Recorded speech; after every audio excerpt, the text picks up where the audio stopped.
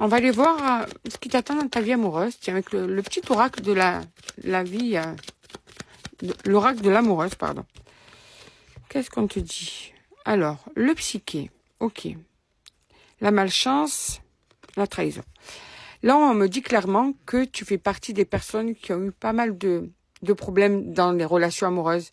Tu as vraiment l'impression que tu n'as pas de chance. Tu as vraiment l'impression qu'en fait, ça s'acharne sur toi, que tu n'as pas droit au bonheur, que tu fais tout le temps de mauvaises rencontres, que tu es toujours dans une relation qui ne te permet pas vraiment d'avoir de la sérénité ni de l'épanouissement et que tu as vraiment l'impression qu'en fait, tu es pris pour une cruche ou bien homme ou femme. Hein. Et du coup, on sent bien que tu es désarmé face à l'amour. Tu sais plus quoi faire. Que tu sois en ce moment avec quelqu'un ou pas, c'est pas ça le problème. C'est que tu as vraiment l'impression que ça s'acharne sur toi. Vraiment. Donc, moi, déjà, j'ai envie de te dire quand même un conseil. Quand on voit qu'on fait toujours les mauvaises rencontres, c'est aussi parce qu'on laisse souvent rentrer les mêmes personnes dans notre vie. C'est aussi peut-être à toi d'essayer de changer le choix des personnes que tu laisses rentrer chez toi, d'essayer de changer, de réagir autrement si tu vois que la personne, quand tu commences quelque chose, elle commence à avoir des dysfonctionnements, tu vois. En tout cas, d'essayer de te préserver. Ça, c'est une parenthèse. Donc, en ce moment, l'hiver, on y est à fond, à fond. La foudre. Alors, tu viens de vivre encore une nouvelle séparation, là. Et tu en souffres, hein. Tu as encore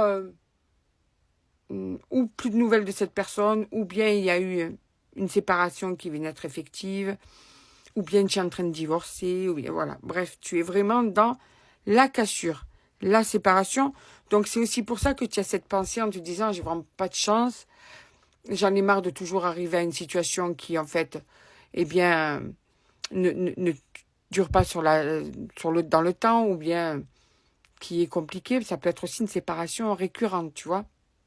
En tout cas, c'est pour ça que tu te poses toutes ces questions. Parce que là, en ce moment, tu es mal. On peut dire que ton moral n'est vraiment pas au beau fixe parce que tu es dans une séparation. Donc, dans la souffrance.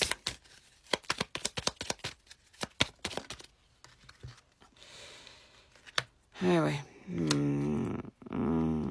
Alors, on te dit quand même que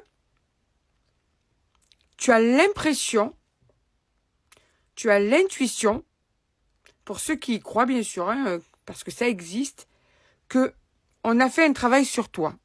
Qu'une personne, alors peut-être que tu sais qui c'est, peut-être que tu ne sais pas qui c'est, mais que tu te dis c'est pas possible, hormis bien sûr les choix qui nous appartiennent.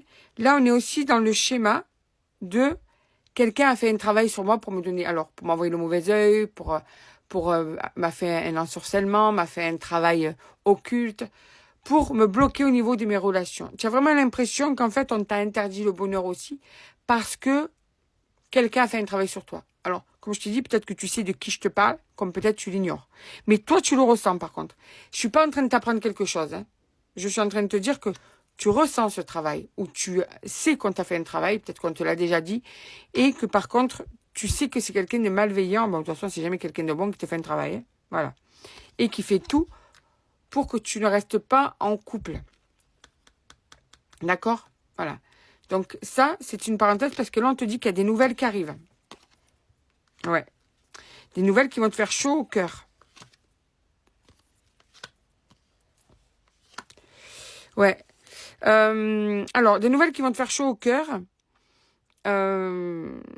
Mais malgré tout, attention, s'il y a justement ce travail occulte, ça risque toujours de laisser une espèce de frein dans ta relation amoureuse ou dans ta vie sentimentale. D'accord?